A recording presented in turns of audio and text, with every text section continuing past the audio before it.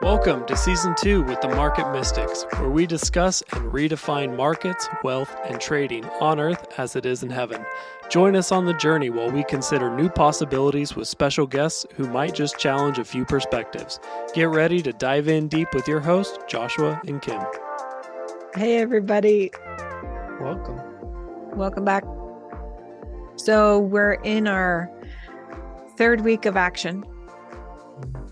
And this week has been focused on taking action within yourself and connecting with yourself, really, right? Your body, your soul, your spirit, all the things. How's it going, Josh? Are you asking me because you're scared to answer? There's no fear. This is one thing that is good within myself. I'm over fear. That's good. But no, I would really like to know how it's been going with you. What have you been experiencing? Okay, so I'll start with one of the first things I did. There is a group on social media called the Human Garage, and I've followed their stuff for probably at least a year, maybe more than a year. Which social media?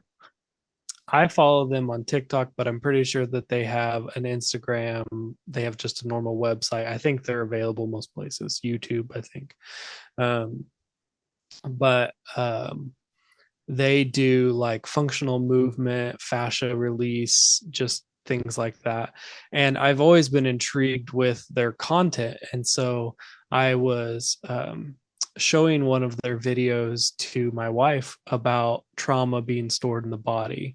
And that's a very common thing that science is showing now, that trauma is stored energetically in the cells of your body. And that's why sometimes when people deal with trauma, they may shake or tense up or move certain ways because it's that stuck energy really getting out.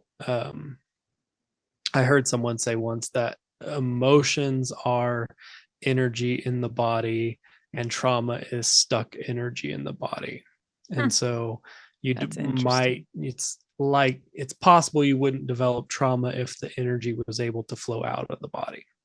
And so anyways, the video that I showed her was this guy talking about trauma in the body and how for years and years one of the way that it naturally released itself was through dance, because dance was a big part of most cultures. And so that was a way of just a regular movement that allowed your body to release energy that incorporated your whole body. And so he was talking about how, at least in a lot of Western civilization, we've stopped dancing.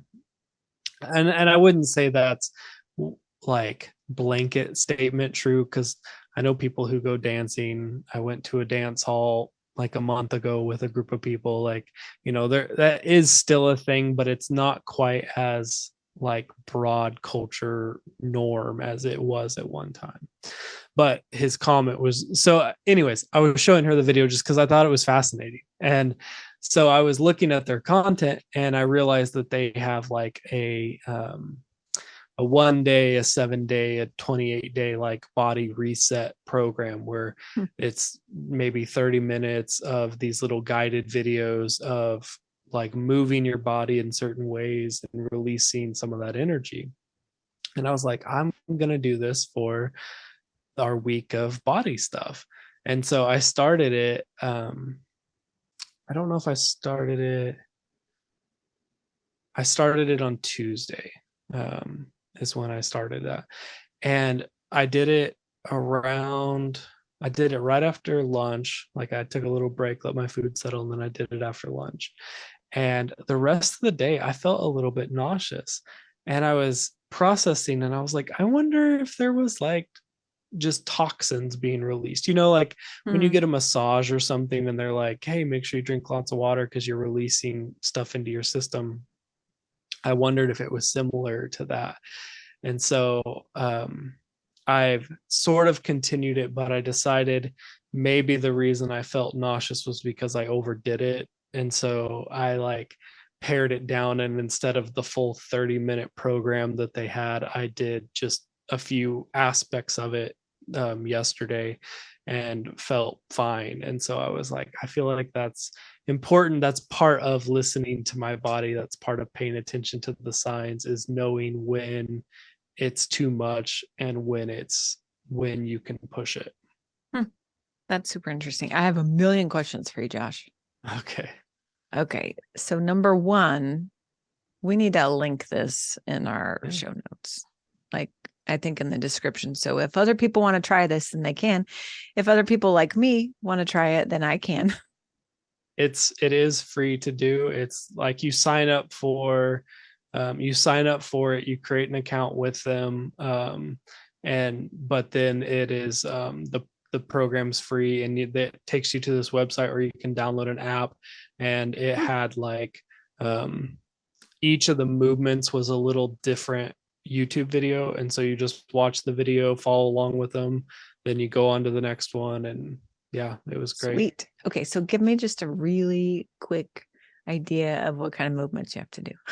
You can stand up if you want to. Yeah. I'm not gonna do that. Okay, so like one of them was like sort of being in a squat position with your hands wrapped around your upper body, and then twisting your spine and looking one direction while taking a breath, and then going the other direction. And then one of the things, this one I found interesting that I kind of enjoyed, is they talked about how they find most people, like your body isn't symmetrical. Like you'll have one side that's stronger, one side that's bigger, and they're like, we're not necessarily trying to fix that, but we want to play into your body's natural build. But they said one thing they found was that the majority of people tend to create sort of a rotation to the left. And so it was like your left hip was stronger or something like that. And so your body just naturally has a little bit of a left symmetry leaning. And so they have you like cross your legs and sort of twist, and then take your thumb and rub it on the inside of your palate to sort of like from left to right to sort of like pull that fascia. We're not talking about like huge movements. It's not anything real intense. It's micro movements that make small differences over time. And I just think it's fascinating. But that was one that I enjoyed because I tend to be someone who clenches my teeth at night, and so anything that releases the tension in my upper body, I am like intrigued at, which is actually how I found the Human Garage, is because I was looking for like TMJ or jaw release techniques, and I came across some of their stuff. So interesting. You said you think it's fascinating. Would you call it fascinating? I think that's a great word that they should trademark. But yeah, we'll link their stuff in the show notes and in the YouTube if you guys are interested in trying it out. I think it's a great I have limited experience with them, so I don't want to say everything that they do is amazing, but I've been impressed with the information that I have, and really their mission is simply to help people move better. And I think that's great. Yeah. I think that's great too. I like that you're talking about the storing of emotion in your body. We talked a little bit about this last week privately, not really privately, just not on an episode. And I'll just give some information about where I am. I still haven't gotten very far with this, so I'm just being really honest. But I realized last week that I haven't processed some grief that like there was a situation that happened more than half a year ago, like a while ago. And I tend to be a pro at taking emotion, balling it up, tying a really nice bow around it and pushing it right down. Like, let's just put that somewhere and not deal with it. I'm really good at that. I'm also really good at watching like a cheesy, like tearjerker movie and releasing all that out every now and then. I'm a movie crier, but I'm not like typically a real life crier. So anyway, so I realized, which should have been obvious, but that I have this grief that I haven't been dealing with and that I need to, and I haven't gotten very far on it. But also, I was telling Josh, because we went and saw our friend, you guys would know him, Dr. Craig Farney, who was on a couple episodes with us before. We went and saw him last week to talk about some things. And he's like, oh, you've got some stuff that you need to deal with emotionally. I was like, yeah, I know. And then after we talked to him, I was telling Josh, man, my hip has been hurting. It's been like a month and a half, and I've been trying to ignore it because I do that too, which is not friendly or helpful to my body, which is also what I'm working on this week. But I'm like, it just hasn't worked itself out. And I really don't usually have hip issues. And Josh was like, oh, which hip is it? And I was like, oh, it's my left one. And he's like, oh, well, that's where people tend to store emotional trauma or grief or something like this. And I was like, well, crap. And then, so all along, I've had this intention of dealing with it, but I kind of don't know how to deal with it. If I'm just, I mean, this is honest, because again, I'm someone who likes to wrap the bow and push it down, not actually deal with things like that. And obviously now it's becoming a detriment to my body and how it's able to function. So it is like definitely an issue for my soul that is now presenting itself as an issue for my body. And I think it was on Tuesday, all of a sudden my knee started hurting, and it was my left knee. And I was like, what the heck? I don't have knee issues. Why is this happening? And then the Lord was like, oh, remember that hip thing? Yeah, now it's moving to your knee too. So I really have to deal with this. And you hear that? That was my daughter making noise. Oh gosh. I couldn't hear it. Okay, good. Anyway, so these are things that I know that I need to deal with. I'm trying to figure it out. But it's interesting talking about the energy of emotion being stored in your body and needing to be released or needing to have a way to flow. And I think that really needs to be a focus for me in my own self, just because I've done so well at bottling it up and not letting it flow. And it serves my personality well, but it doesn't serve all of me well. You know what I mean? It makes me think back to our episode with my wife, Bree, where she talked about how some of the things that were trauma or just not processed as a child became the things that she was praised for because they helped shape the personality. And in her example, it was like she was always a good student, like her report cards were like, delightful to be in class, but it came out of this sense of like, I gotta be perfect, I have to make sure I'm doing what makes the teacher happy. It came out of this like kind of fear rather than an actual just being a kid. And like that's sort of what you're experiencing now, is like some of these things, like this, like I would say your defense mechanisms serve a purpose, and like it's amazing that the body is able to do that because it's really needed.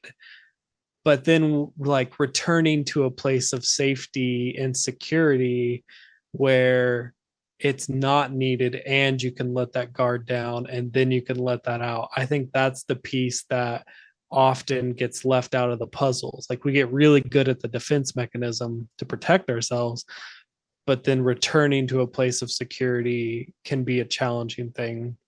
we just were having a conversation on our Discord with one of our listeners kind of about this same topic, about like there was a mindset around something that kind of shaped the way they saw something, and they've recently been working on like returning to a place of security with that so they can change their mindset. So that's just some of the fun conversations we've gotten to have on our Discord. If you guys are interested in joining, the link will be in the notes as well. Sure. I also think it's I don't even know the word to use. Incredible that, I mean, you're right. It is a defense mechanism, and it is to like help protect yourself. But now, like, my body is speaking to me about this. You know what I mean? And saying, hey, it's time to deal with this. And if I can listen and tune in and allow that to have a voice and some validity, then I can deal with it and get my body back in line and get my soul back in line so that I can be kind of united within myself and not have trauma just hanging out. And I think that's fascinating. That's one of the big things this week is, I mean, we talked about it on Monday too, like allowing the voice, or allowing your body to have a voice, and even giving it some validity, because it does hold value. Right. For so long, I went around in this world thinking like my body is the least valuable part of my whole being. Like, don't look at what this is, look at what's inside, because that's who I really am. And I really had to do some work and some reconciliation with my body on that, because I was really rejecting like this big piece of who I am in this earth, and saying it holds no value. And no wonder sometimes my body rebels against me, you know, and doesn't want to go along with everything else, you know. And I think there's value in kind of getting those things in line and having the conversations within yourself and forgiving yourself for crap you've done to yourself before, you know. Sure. I don't know. I think there's a lot of value in that. I know part of that happened for me, maybe even a bit subconsciously. Like, this wasn't necessarily something I was overtly thinking, but there's a theology that went around for a while when I was younger about like you're a spirit living in a body. And not that there isn't layers of truth to that, but that sort of lessens the importance of the body. Like, it takes away the body's purpose and the body's function if it's just the bottom man on the totem pole rather than an equal part of who you are. Right. And I think that's part of the journey, I would say, largely that I've seen in the theological circles I've been around now, is like the body is coming around as like, hey, I have a purpose and a form and a function. And there are lots of people, and it could just be because these are the people I'm listening to, but they're talking about like your mind and your body and its function in having a spiritual experience and in being on this earth. And I just think, sometimes if you pay attention, God releases different technologies at different times. And I think at the moment he's kind of bringing people into like fullness of the body in yourself and in his body. I think you're right. And I think that is a really important connection. Because if I think of even how I was functioning, like, rejecting my body or whatever, how can I reject my own body and then expect to be valuable to the body as a whole, like the body of Christ, if I can't even accept that this is a valuable piece of this being? I think it also creates that kind of chasm. It kind of burns the bridge between you as a spiritual being and you as part of the body of Christ, or at least a bit of some severed bits. You know what I mean? You don't get as connected. I think that there are really parallels to your body and being part of that body. I don't know. I was trying to find, I had a person on Facebook who shared something a couple months ago, but I was just scrolling and he posts about 40 million things in 2 days. So I'm not finding it. But there was a post I saw on Facebook a couple months ago that really kind of jarred me a bit. And it had to do with the fault of our flesh and how you can't trust your flesh to bring any truth and you have to completely push it aside. And because of this journey that I've kind of been on with reconciling with my body, it was so offensive. Like, it wasn't offensive to my mind even. It was like offensive to my body. Like, oh, are we going back there? You know what I mean? Like, have you ever had something like that? Like, finally you're getting some healing on something and then something really jars you. And even though you may have believed it years ago, now it just is like, it's like two magnets that you put the wrong way, you know, positive to positive, and they just repel each other. Like, it kind of feels like that sometimes. But I think this is one of the hardest things to get over. I don't know if it's just our society or what, but there has been like massive body shaming. I kind of hate to use that term, body shaming, and even just the Christian culture of like, maybe just in Western culture. I think it's not even a church thing. Like, I mean, some of it is churchy, but I think it all has to do with our society. You're right. And it's just like this rejection of this thing. It's either like the idolization of it or the rejection of it, and no like healthy in between.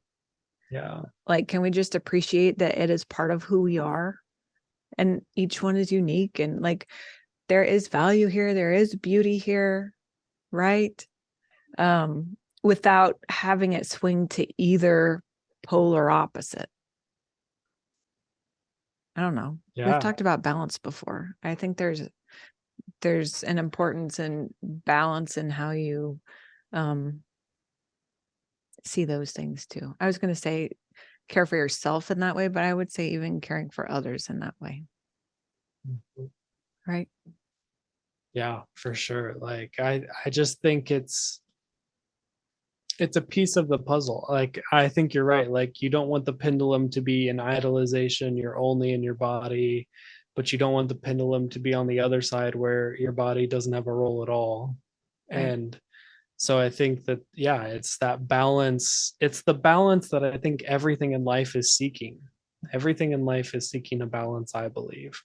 And I feel like that's where I'm at, and maybe some other people are with their body, is like finding this balance of wanting wholeness and healing in all aspects of who you are. Well, and I think that's what this week is really about. I just think that we happen to be focused on body stuff. For sure. You know, but really it's like all parts of yourself. That's really what this is about. So it is about connecting with your body and connecting with your soul and connecting with your spirit and having them all be able to flow well with one another. Right? Definitely. Yeah. So I don't know. I think that's what we have for today. What do you think?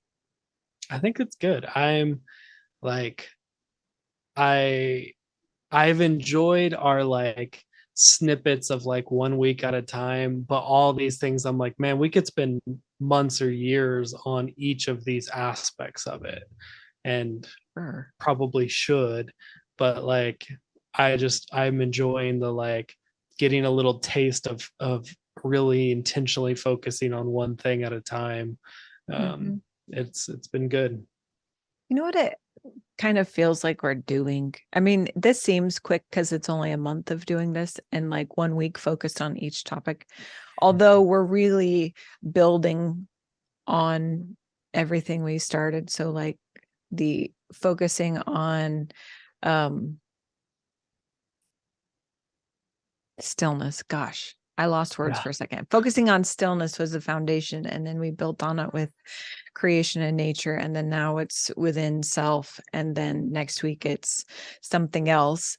And it is meant to be like a building of a structure, not a like pinpointing and like touching this and leaving it and touching this and leaving it. But I find it interesting because I think what's happening is like we've talked about the radio tuning. Like there have been multiple episodes we've talked about this. Like it's like tuning into a frequency or tuning a radio and listening for the flow, stepping into the flow of how things are working or what things are saying. But it's all there and available. It's just tuning your ear to it to be able to hear it and pay attention to that specific thing. Right. And I find myself in each of these weeks, like changing the tuner a little bit. You know what I mean? So last week you wouldn't believe how many birds we heard. My daughter, she's sitting right there. This is why I'm pointing over there. She downloaded this app for birds, like that will recognize different bird songs and tell you which ones they are. And you can say where you found them. And then it goes into this database of like, here's where these birds are located or whatever. But we started hearing all these different birds when before it was like, oh, there's something in the background. I can hear them, but I don't actually hear them. I have not tuned in to actually recognize even the different sounds, just that there is a sound.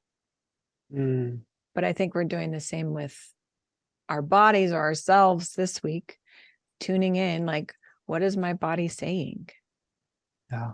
Right. Even yesterday, I'm sorry, I said this was all we had, and then now I have more to talk about. Even yesterday, there's this supplement that is fairly new to me that I've been taking on and off, but yesterday I took it and I was asking my body. So I was testing it to my body to see if it needed it, and it did. And so I took it. And then this morning I did the same thing and it didn't need it. And so I didn't take it. But even just allowing that voice a little bit, like, helps my body trust the rest of me. Like, definitely. Right. Interesting stuff. So good. Yeah. I'm looking forward to seeing what all happens throughout the rest of this week. And then just, even I would love to touch base on this and, keep some of these things going for a while and see what we notice. Heck yeah, that would be good. We should just continue it on in the Discord chat. Yeah. Like there's a chat specifically for this, for the action series. And I would love to hear about other people's journeys too, or experiences, or whatever you're being led to, because I do find it fascinating. And I do think it's all part of a bigger picture. Definitely. Amazing. Cool. Okay. Well, you guys have a wonderful weekend. We'll see you back on Monday. See ya. Thank you for sticking around. Listen for new episodes every Monday and Thursday. Find us on all social media platforms by searching for Market Mystics. Don't forget to follow and subscribe. Visit upperroomcd.com where you can find more information about the hosts, projects, and guests. Go deeper by booking a coaching appointment focused on redefining identity and wealth in your life. See you next time.